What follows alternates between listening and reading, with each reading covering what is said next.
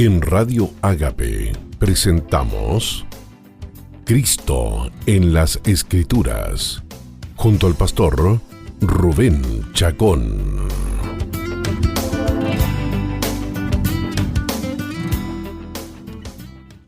Hola, ¿qué tal amigos y amigas? Bienvenidos a su programa Cristo en las Escrituras. Bienvenidos a nuestro programa número 35, leyendo, comentando y descubriendo a Cristo en el precioso libro de Éxodo, el segundo libro que conforma tu Biblia. Te estoy invitando a que lo leamos juntos y que comentemos juntos descubriendo a Cristo en sus páginas inspiradas. Un saludo fraterno a todos los amigos y amigas que nos siguen en mi página de Facebook, a nombre de Rubén Isaías Chacón Villarroel, donde tenemos los 34 programas anteriores ya subidos allí a la página para que tú dispongas de ese material conforme lo necesites. Un saludo fraterno a todos los amigos del país de Chile y de algunos que nos siguen en el extranjero. Bienvenidos una vez más a tu programa Cristo en las Escrituras. Estamos en el capítulo 30 del libro de Éxodo. Y es un libro que consta de 40 capítulos, así que ya estamos entrando al último cuarto de este libro, que nos ha ocupado de manera muy edificante, puesto que buscamos en estas figuras, en este caso particular respecto del tabernáculo, encontrar allí revelaciones, joyas preciosas respecto de la persona de Cristo y de su obra perfecta, completa y eterna. A modo de introducción, vamos a comenzar en el capítulo 30 del libro de Éxodo a partir del versículo 11, que dice así: Habló también Jehová a Moisés diciendo. Quisiera que recuerden dos cosas al respecto. Estamos en una sección que va desde el capítulo 25 hasta el capítulo 31 del libro de Éxodo, una sección especial donde Dios le está entregando a Moisés en el monte Sinaí, le está entregando los planos, el diseño del tabernáculo y de cada uno de los muebles que componen este tabernáculo de reunión. 7 capítulos dedicados que consignan y registran lo que Dios le instruyó a Moisés en el monte Sinaí. Estos 7 capítulos contienen 7 veces la expresión habló Jehová a Moisés diciendo. Quiere decir que en 7 veces Dios le entregó el diseño y los planos del tabernáculo a Moisés. Lo que hemos visto desde el 25:1 hasta el capítulo 30, versículo 10, es todo lo que Dios le habló a Moisés la primera vez, la primera de 7. Y ahora entonces, en el 30:11, hemos descubierto la segunda vez que le habla en el monte respecto del mobiliario, porque hemos leído que dice, habló también Jehová a Moisés diciendo. Entonces esta es la segunda vez en que se hace mención de la expresión, habló también Jehová a Moisés diciendo.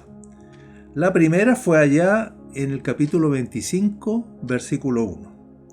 Esta segunda vez será seguida por una tercera y así sucesivamente hasta completar una serie de 7 veces.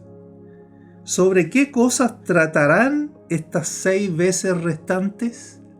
Porque la más importante fue la primera. Abarcó, repito, desde el capítulo 25:1 hasta el capítulo 30, versículo 10. Estas otras 6 veces que restan van a ser más breves y la pregunta es sobre qué cosas tratarán estas 6 veces restantes?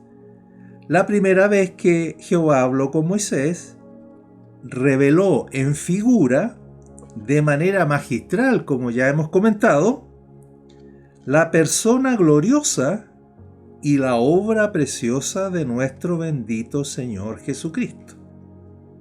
Recuerden, amigos y amigas, desde el arca del testimonio, que fue el primer mueble, hasta el altar del incienso, que es con lo que terminamos en el programa anterior, programa 34, la bendita persona de Cristo y su perfecta obra fueron allí preanunciadas. En todo lo que ya hemos comentado desde el 25.1 en adelante. Por ello, la mención del altar del incienso en el último lugar, que fue lo último que Dios reveló a Moisés, constituye todo un clímax glorioso de adoración ante tan grande, eterna y completa obra de Dios. Dijimos que nada está al azar y nos preguntábamos en el programa anterior por qué le reveló en esta primera vez que le habló a Moisés como último asunto lo del altar del incienso, que representa la adoración, la oración de adoración.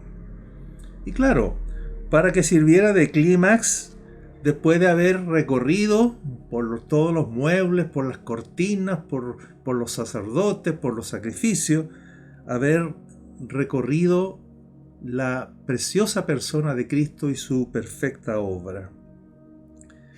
Por lo tanto, es pertinente la pregunta: ¿qué más puede faltar? Estas otras 6 veces que va a hablar Dios con Moisés, ¿de qué podrían tratar si ya pareciera que todo lo tocante a la persona de Cristo y su obra ya está revelado en esta primera vez que Dios habló a Moisés? Bueno, en términos generales, diremos que las 6 cosas mencionadas que faltan representan, atención con esto, representan las actitudes y conductas que deben manifestar aquellos que creen y descansan en la obra completa de Cristo revelada en la primera parte. Es decir, que en estas 6 cosas restantes vamos a encontrar cuál debería ser la respuesta a tanta gracia revelada en la persona de Cristo y su obra. ¿Cuál debería ser la respuesta de aquellos, de nosotros, que hemos creído en el Señor Jesucristo y en su bendita obra?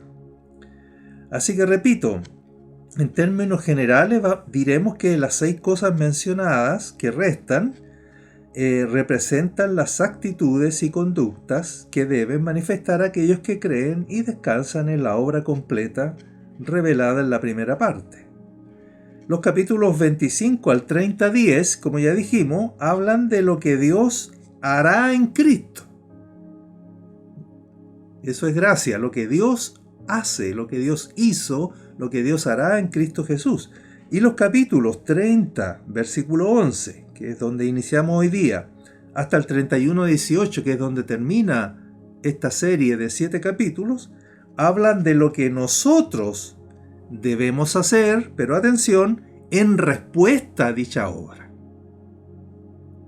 Es decir, cómo se espera que respondamos los que decimos creer en el Señor Jesucristo y en su preciosa obra, cuál debiera ser nuestra respuesta frente a eso.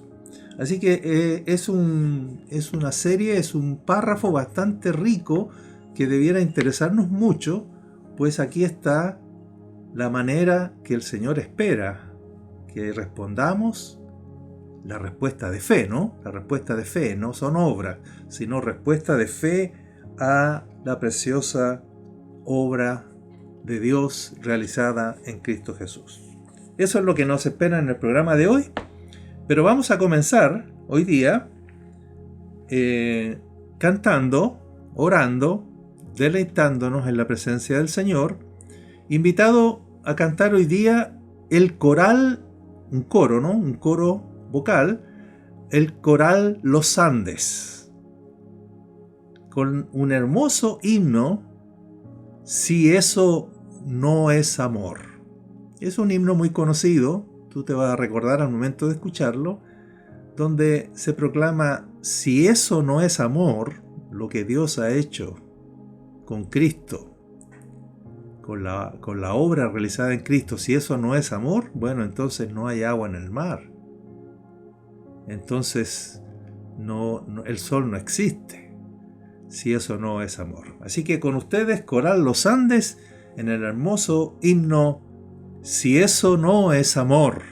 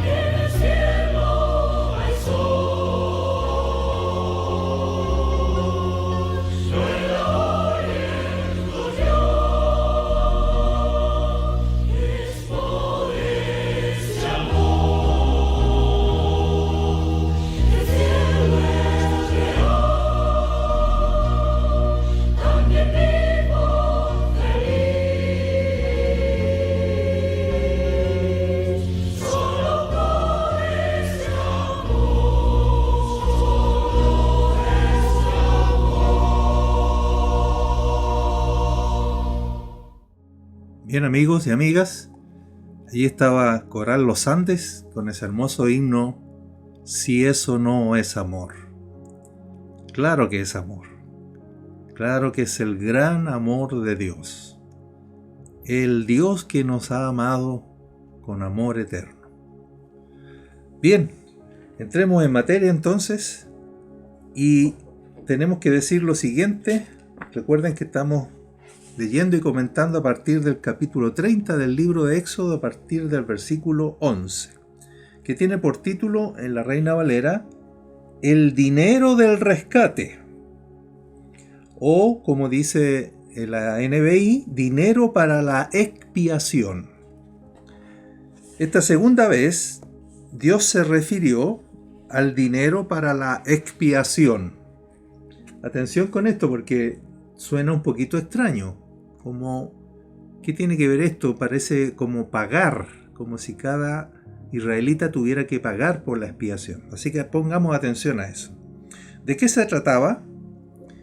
De que cuando más adelante Moisés tome el censo de los israelitas, va a tener que contarlos, desde 20 años hacia arriba, no se van a contar a los niños, sino el censo de los mayores de 20 años hacia arriba, cada uno de ellos, de los censados, deberá pagar medio siclo de plata, que corresponde a 6 gramos de plata, en rescate por su vida.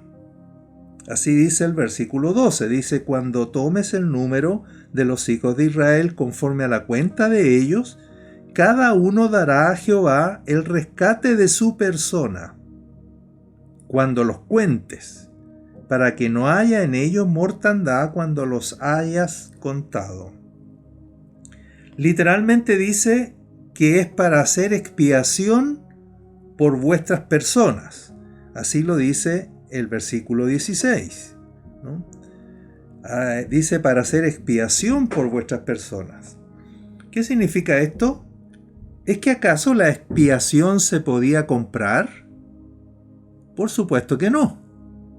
Ya ha sido demostrado fehacientemente que sólo a través de los sacrificios establecidos por Dios mismo, los israelitas podían expiar sus pecados. No era pagando dinero, sino era ofreciendo un sacrificio de acuerdo a como Dios lo había establecido. La propiciación o la expiación por los pecados era por la sangre y no por medio del dinero. Por lo tanto, no hay duda de que la ofrenda de la mitad de un ciclo de plata, que dijimos que equivale a 6 gramos de plata, era simplemente un símbolo. Atención con esto, ¿no? Era una forma de expresar la fe. No es que con 6 gramos de plata tú estabas pagando la expiación o el rescate de tu alma, sino que era simplemente un símbolo. Escuchen esto. Era una manera práctica de expresar algo espiritual. Y esto es algo muy importante porque recorre todas las Sagradas Escrituras. Dios siempre ha establecido maneras, formas en que el creyente exprese su fe. No está comprando nada, ni está mereciendo nada, ni está realizando ninguna obra meritoria, pero sí hay maneras bíblicas, hay maneras establecidas por Dios en que la fe tiene que ser expresada. Por ejemplo, el bautismo en agua. El bautismo en agua es para expresar que verdaderamente has creído en el Señor Jesucristo. Si verdaderamente has creído en el Señor Jesucristo, expresarás esa fe por medio del bautismo en agua. Porque el Señor dijo: el que creyere y fuere bautizado será salvo. Es decir, que lo interior, lo del corazón, que solo lo podría ver Dios, necesita ser expresado, vamos a decir así, de una manera visible y pública a través de estos actos de fe. No son obras, son actos de fe, son maneras, son formas de expresar si verdaderamente hemos creído o no.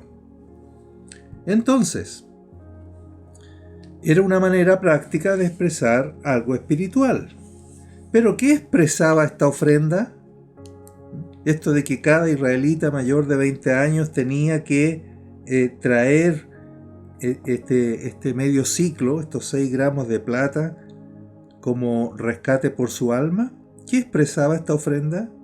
La expresión clave se encuentra en el versículo 15. Mire, dice así: ni el rico aumentará, ni el pobre disminuirá del medio ciclo, cuando dieren la ofrenda a Jehová para hacer expiación por vuestras personas. Es decir, que la necesidad de expiación es exactamente la misma en todas las personas. Todas las personas son distintas en casi todas las cosas, excepto en esto. Una persona buena necesita de la expiación en el mismo grado que la necesita el más vil pecador. El pago del medio ciclo, igual para todos, expresaba que todos requeríamos de la propiciación por igual. Bendito sea el Señor.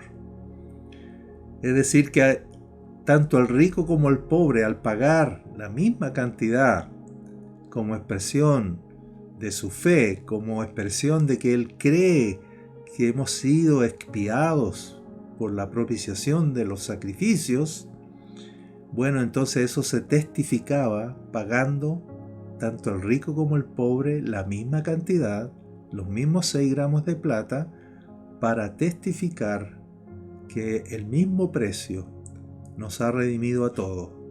Ni el rico necesitaba más, ni el más vil pecador necesitaba menos. Todos la misma medida de salvación. Pero esto en ningún caso entonces significa que en la obra de expiación Dios hace una parte y nosotros hacemos otra. No se trata de eso, este medio ciclo de plata, ¿no? De que nosotros ponemos un poquito, una partecita en esta gran obra. Ni siquiera algo así como que Dios hace el 99% y nosotros hacemos el 1%. No, la obra de Dios fue hecha, o será hecha, ya que estamos aquí en Éxodo, así, mirando hacia el futuro, será hecha 100% por Él, por nuestro Dios. La ofrenda del dinero del rescate solo era una forma de expresar la fe.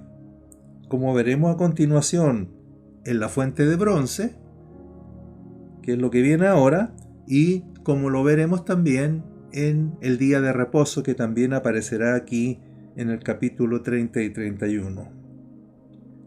Dios ha establecido algunas formas prácticas para la expresión de nuestra fe. Quiero repetir esto porque esto es lo que estamos tratando aquí. Dios ha establecido maneras, formas prácticas para expresar nuestra fe. La fe debe ser manifestada. La fe tiene que ser expresada. Pues bien, Dios ha provisto maneras de hacerlo, tanto en el Antiguo Testamento como esto que estamos viendo, como en el Nuevo Testamento. Pero a excepción de la fe, ninguna obra nuestra tiene valor salvífico alguno. Ninguna obra nuestra tiene valor salvífico alguno. Con el dinero por causa de la expiación, los israelitas manifestaban que, más allá de las diferencias económicas, sociales, espirituales y morales, todos eran igualmente pecadores y que todos necesitaban de la redención en la misma medida. Qué hermoso, ¿no? Eso en lo tocante al dinero del rescate, que está en Éxodo capítulo 30, versículos 11 al 16. Y allí termina la segunda vez que Dios le habló a Moisés en el monte Sinaí, tocante al tabernáculo de reunión y sus accesorios. Era importante entonces tocar este punto. Era una manera de expresar la fe. No estaban comprando nada, ni estaban mereciendo nada, pero sí estaban expresando su fe.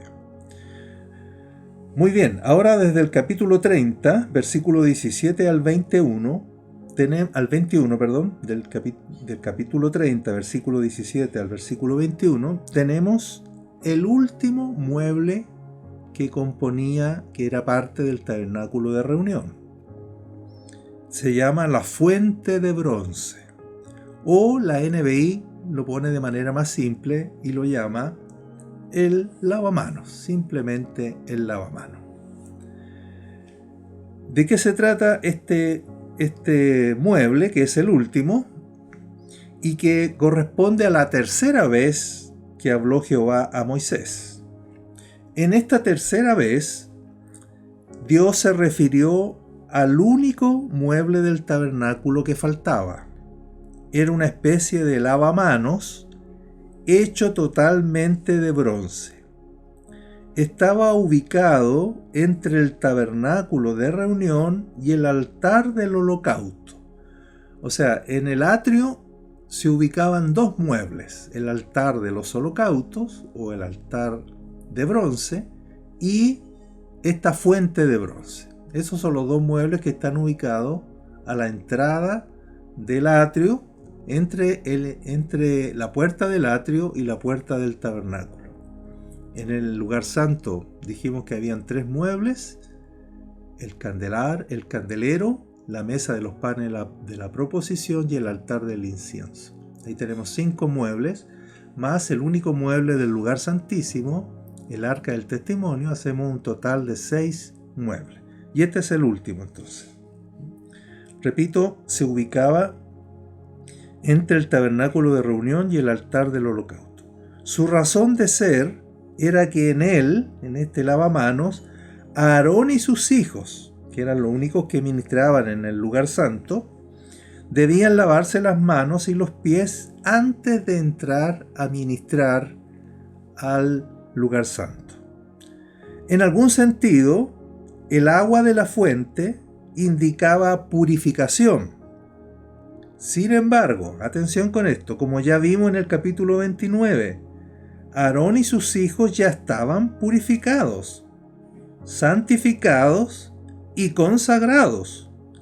Por lo tanto, la fuente de bronce no podía ser una forma distinta de purificación.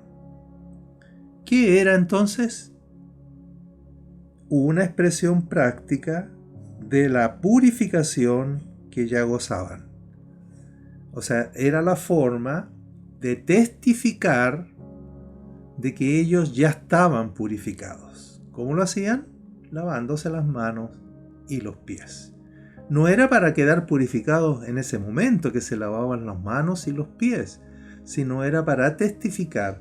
Imagínense a Aarón lavándose las manos y diciendo: yo estoy purificado por los sacrificios de la consagración que ya hemos comentado en el capítulo 29 de Éxodo.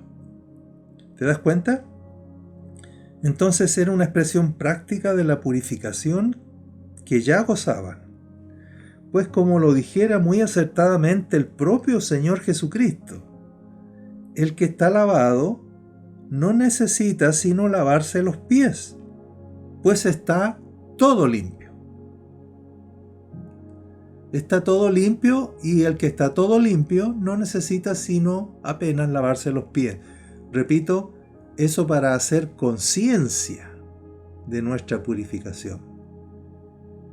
Entonces aquí tenemos otro elemento práctico para expresar nuestra fe, o por lo menos como el israelita, perteneciente al pueblo de Dios del Antiguo Testamento, esta era una segunda manera de cómo expresar su fe.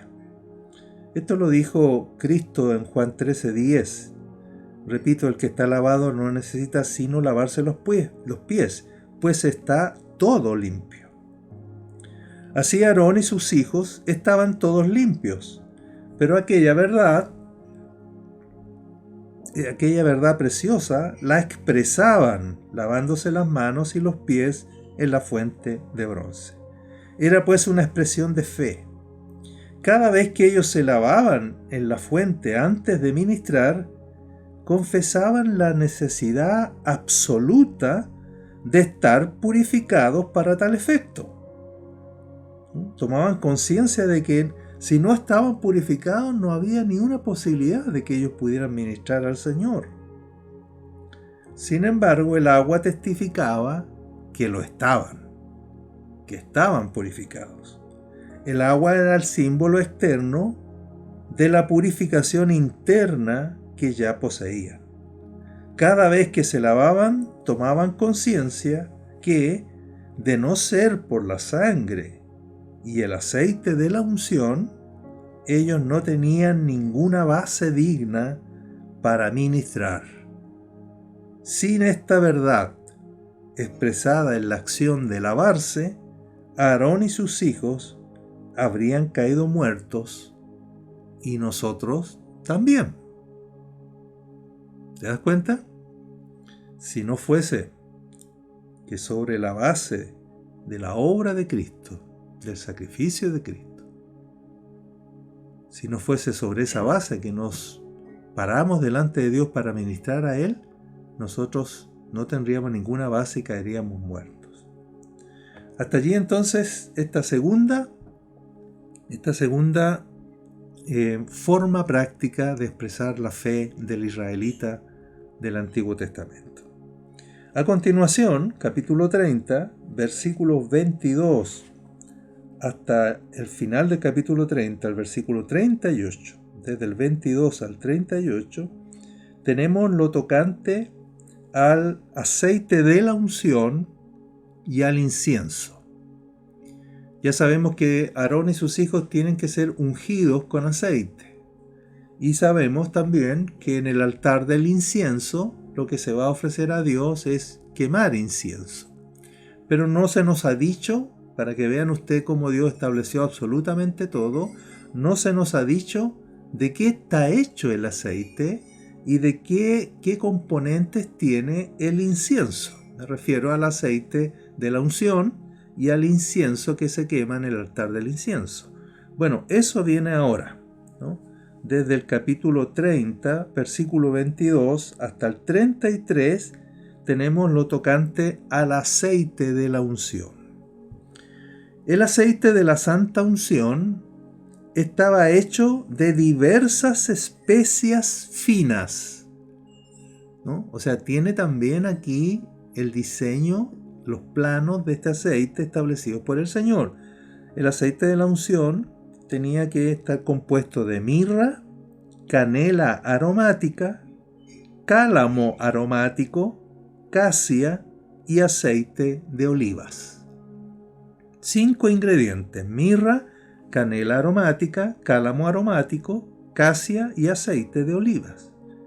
La finalidad de este aceite era la siguiente: con este aceite de la unción, ungirás el tabernáculo de reunión, el arca del testimonio, la mesa con todos sus utensilios, el candelero con todos sus utensilios, el altar del incienso, el altar del holocausto con todos sus utensilios, y la fuente y su base.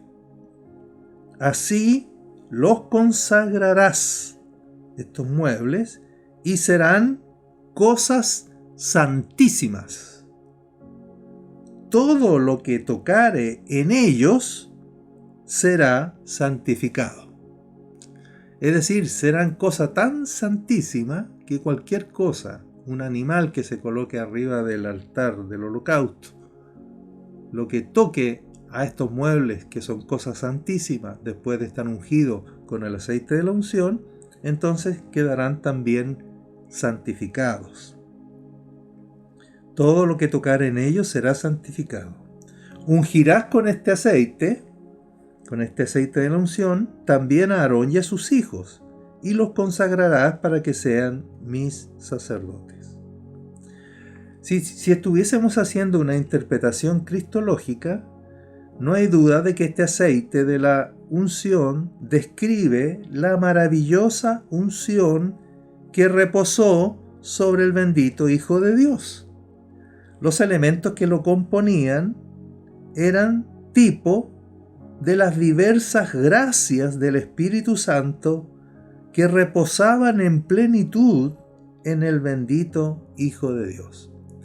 Es decir, si vamos a interpretar este aceite de la unción en forma cristológica aplicada a Cristo, entonces diríamos que aquí está descrita la unción del Espíritu Santo que reposó sobre nuestro precioso Señor Jesucristo en los días de su carne.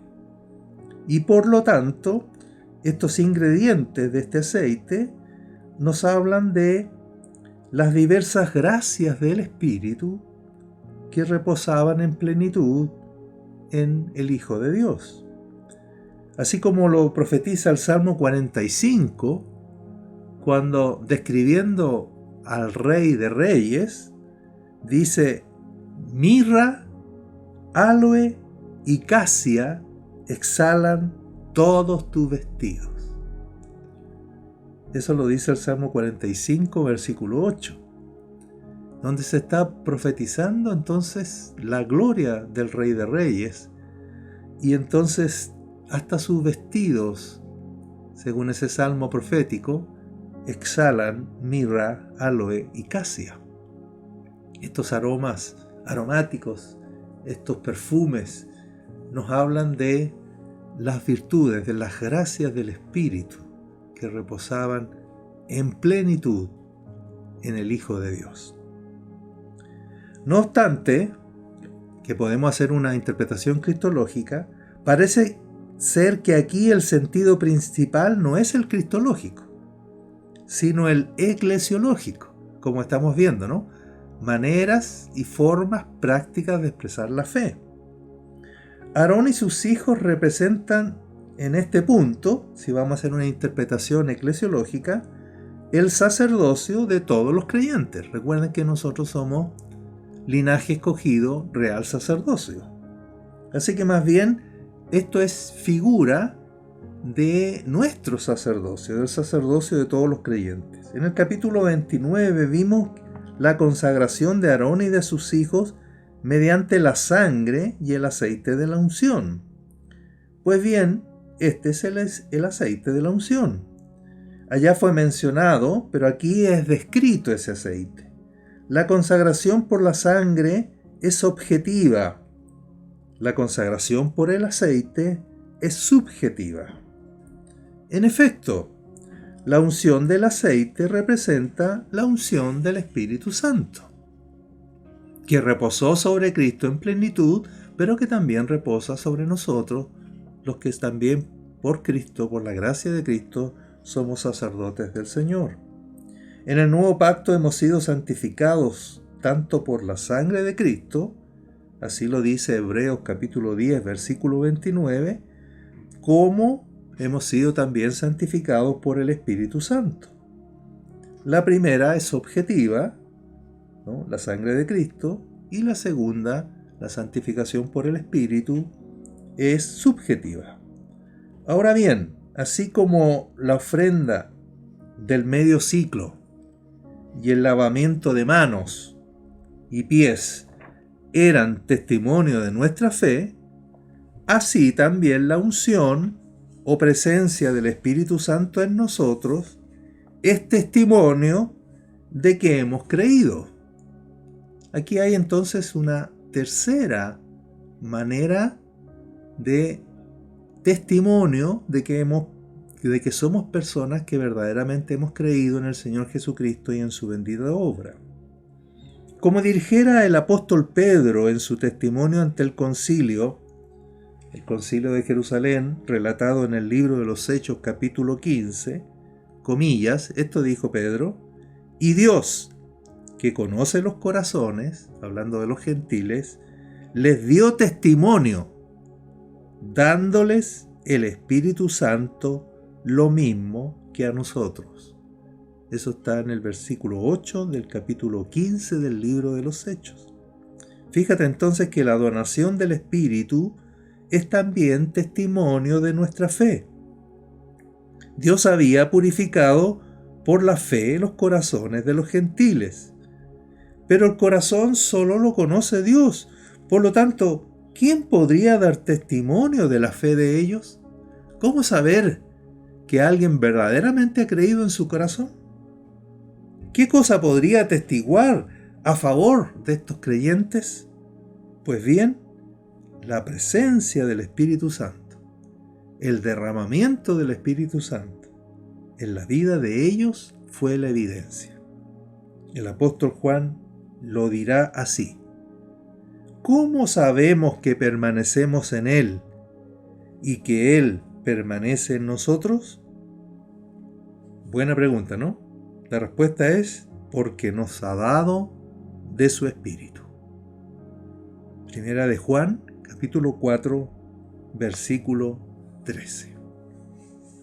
Hemos visto entonces tres maneras, tres formas en que se testimonia. El que ha creído testifica, realiza un acto de fe, expresa su fe, pagando el medio ciclo de plata, que testifica de la redención de su alma.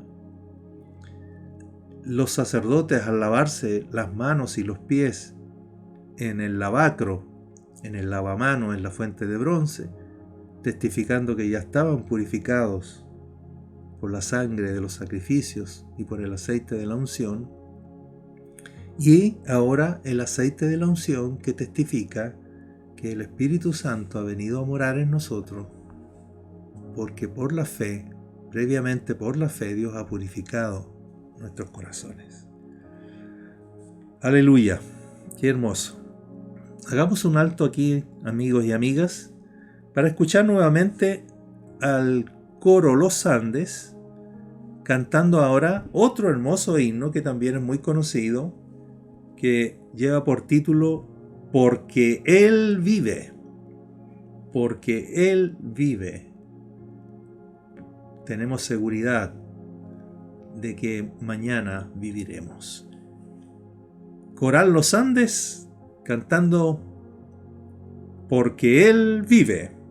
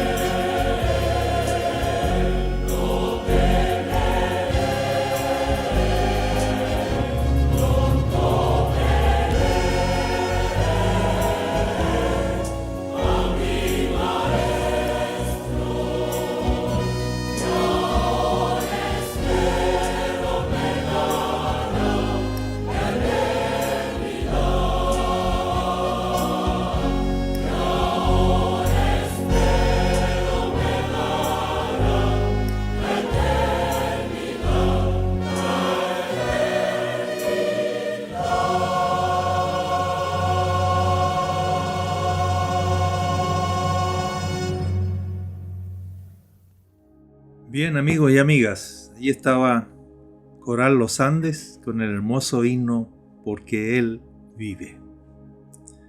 Porque Él vive es que podemos con toda seguridad ver el mañana.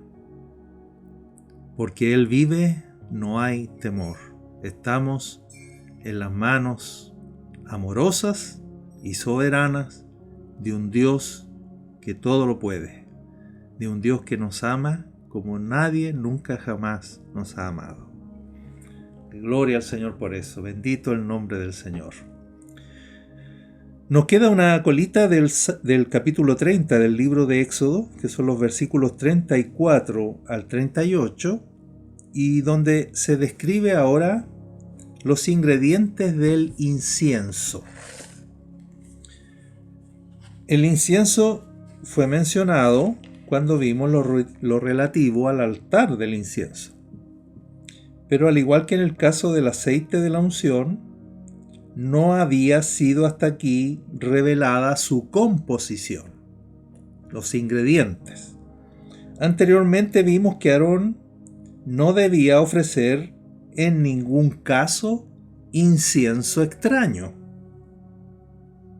Ahora, en esta quinta mención, donde Jehová le habla a Moisés, éste recibe la composición exacta del incienso. Estos son los ingredientes de lo cual está hecho el incienso: resina, ámbar, gálbano e incienso puro. Eso lo estoy leyendo en el capítulo 30, versículo 34, de acuerdo a la NBI, porque difieren un poquito en los nombres de estos ingredientes según la versión que leamos.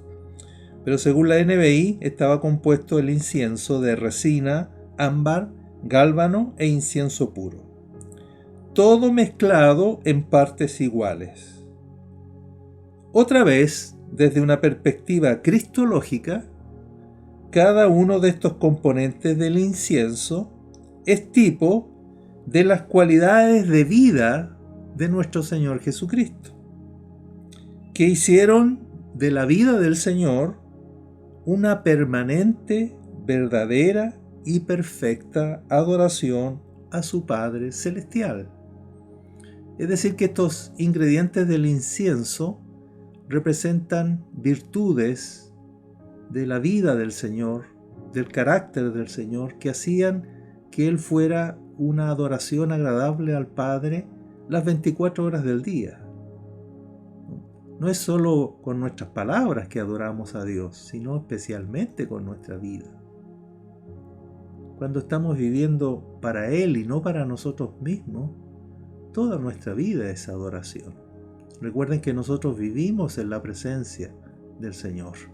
Nosotros estamos todo el tiempo, las 24 horas del día y cada día de la semana, estamos delante del Señor. Por lo tanto, nuestros pensamientos, nuestras motivaciones, nuestras actitudes, nuestras palabras son adoración al Señor si están centradas en Cristo Jesús. Y cuando llegó el día entonces en que este incienso fue quemado en la cruz del Calvario, su humo subió como olor grato delante de Dios. El Señor fue una vida de adoración durante toda su vida, y en la cruz del Calvario fue como quemar ese incienso en el altar del incienso. ¿Ya? Allí está la figura, ¿no? Él era ese incienso, y cuando fue quemado en la cruz subió delante del Padre como olor grato. No obstante, que podemos hacer esa interpretación, dado el contexto en que está mencionado el incienso, que hemos dicho que corresponde más bien a las maneras divinas de expresar nuestra fe, pareciera que corresponde esta composición del incienso, corresponde más bien mirarlo desde una perspectiva eclesiológica. Entonces, cabe decir que el incienso representa aquí la oración y la adoración que ofrecen los creyentes a Dios. Atención con esto, esta sería otra expresión de la fe de la iglesia. Una iglesia que cree en la obra perfecta y eterna de Dios realizada en Cristo, ora y adora. Es decir, aquí hay otra respuesta de fe a la obra preciosa de Cristo, nuestra oración y nuestra adoración. La fe de los creyentes se expresa también en la oración y en la adoración. Tenemos por lo tanto aquí una cuarta manera de cómo la iglesia expresa su fe al Señor Jesucristo, a Dios su Padre, por esta obra tan gloriosa. Y allí entonces ha terminado el capítulo 30, Y en el capítulo 31, donde termina esta serie de 7 capítulos, donde por 7 veces Dios le ha hablado a Moisés dándole instrucciones respecto al tabernáculo de reunión, comprende capítulo 31, es corto, 18 versículos, pero comprende 2 cosas más que necesitamos aquí rescatar como formas prácticas de expresar nuestra fe. Desde el capítulo 31, del 1 al 11, tenemos el llamamiento de Bezaleel y de Aholiab, que son 2 hermanos que van a ser llenos del Espíritu para realizar estas obras de bordado, de obra primorosa. Van a ser capacitados por el Espíritu, y termina el capítulo 31 con el día de reposo como señal, cosa que llama la atención porque uno dice, el día de reposo ya fue presentado en las leyes. ¿Qué hace aquí reiterado el día de reposo como señal?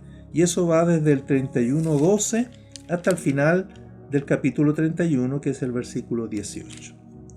Esas son las 2 cosas que trata el capítulo 31, y que con eso terminamos las formas prácticas de expresar la fe. La quinta característica entonces de una verdadera fe es el servicio. Aquí está entonces la quinta manera práctica de expresar la fe. Los que creen en el Señor le sirven. Bezaleel, descendiente de la tribu de Judá, al igual que Jesucristo, que también desciende de la tribu de Judá, es primeramente tipo de Cristo. Bezaleel. Nuestro Señor fue lleno del Espíritu de Dios, de sabiduría, inteligencia y capacidad creativa. Él fue, nuestro Señor Jesucristo, el que edificó el verdadero tabernáculo para Dios. Bezaleel hizo la maqueta, pero nuestro Señor edificó la iglesia. Sin embargo, si Bezaleel es tipo de Cristo, Aholiab, su ayudante, es tipo de los creyentes. La iglesia es edificada por Cristo, pero los creyentes son el medio a través del cual el Señor lo hace. Los creyentes somos el objeto de la edificación y somos a la vez el medio por el cual es llevada a cabo. Este es nuestro privilegio. Nosotros somos la iglesia que está siendo edificada, pero a la vez somos los instrumentos para que esta edificación se lleve a cabo. ¿Ya? ¿Cómo es eso? Dios dotándonos de dones de su Espíritu para que seamos el objeto de la edificación, pero también seamos los instrumentos para que esta edificación se vaya llevando a cabo. Si Bezaleel es tipo de Cristo, Aholiab entonces es tipo del cuerpo de Cristo. El punto es que el servicio en la edificación de la casa de Dios es otro fruto de la fe verdadera. Ser parte activa de la edificación es otra de las expresiones clarísimas de la fe. Pero esta edificación no puede hacerse en la carne, con los pobres recursos de la fuerza y habilidad humanas. No, debemos edificar llenos del Espíritu de Dios. Pablo lo decía así, comillas, porque testigo me es Dios, a quien sirvo en mi espíritu en el Evangelio de su Hijo. Cierre de comillas, Romanos capítulo 1, versículo 9. ¿Y qué diremos para terminar, amigos y amigas, respecto a la señal del día de reposo? Capítulo 31, versículos 12 al 18, como dijimos. Esta es la séptima y última vez que se menciona la expresión «Habló además Jehová a Moisés diciendo», y es la sexta expresión o testimonio de un pueblo que cree en la obra de Dios. El día de reposo era parte de los 10 mandamientos.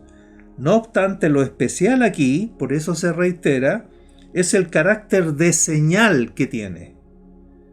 Comillas, porque es señal entre mí y vosotros por vuestras generaciones. Eso lo dice 2 veces, en el 31:13 y en el 31:17 de Éxodo. El día de reposo era una señal. Preguntémonos, ¿pero señal de qué? de que su pueblo realmente reposaba y descansaba en la bendita obra que Dios realizaría en Cristo. Dios proveyó así una manera práctica en que su pueblo demostrara su fe, descansar en el día de reposo y no realizar obra alguna en él era señal de que su pueblo creía, ¿no?, o descansaba en la gran obra de Dios. Lo último que se menciona cuando Dios terminó de hablar con Moisés en el monte Sinaí fue que Dios le dio las 2 tablas del testimonio, los 10 mandamientos, escritas por el mismo dedo de Dios. Dice así el último versículo de esta sección: y dio a Moisés, cuando acabó de hablar con él en el monte de Sinaí, 2 tablas del testimonio, tablas de piedra escritas con el dedo de Dios. Así hemos finalizado el programa de hoy y hemos finalizado esta hermosa sección de 7 capítulos desde el 25 al 31. Nos vemos en una próxima oportunidad, amigos y amigas. Benditos somos. Chao. En Radio Ágape hemos presentado Cristo en las Escrituras, junto al pastor Rubén Chacón.